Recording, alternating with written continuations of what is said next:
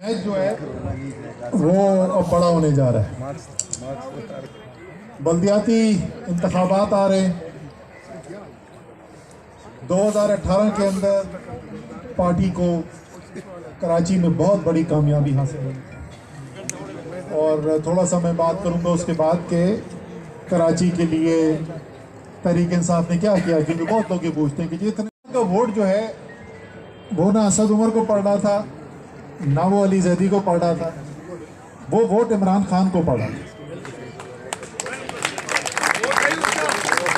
लेकिन 2022 के local body के इलेक्शन में इमरान खान उम्मीदवार नहीं है। 2022 में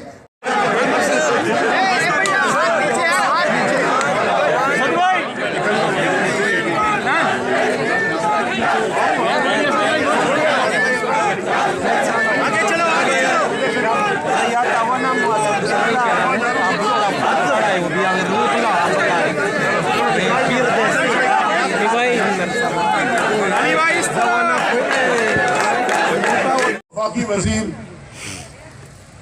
डीजी एनडीएमए जो कि जनरल साहब होते हैं, डीजीएफडब्ल्यू जो जनरल साहब हैं, ब्रिगेडियर, बहुत सारे एमपीएस, हम जी सारे मिलके कर रहे क्या थे, नाले का इफ्तिताह। ये नहीं कर रहे थे कि जी चांद पे हम पहुंच गए पाकिस्तान। ये है ये बिलीफ क्यों है आपका इमरान खान पे? इसलिए कि आपको पता है कि इमरान खान कभी गलत काम नहीं करेंगे और अल्टीमेटली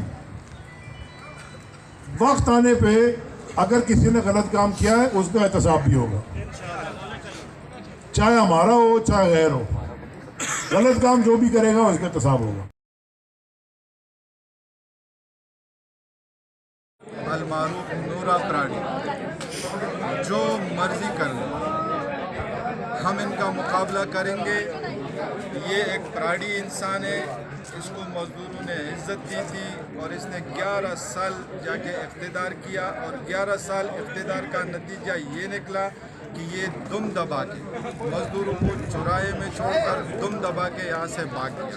एक टेलीफोन कॉल पे ये शख्स ढेर हुआ था और आज जब इनको लगा कि कोर्ट कासिम दोबारा बन रहे फूल रहे, और आखिर में मैं तमाम मजदूरों का शुक्रिया अदा करता हूँ और पाकिस्तान जिंदाबाद, मजदूर इत्तेहाद जिंदाबाद।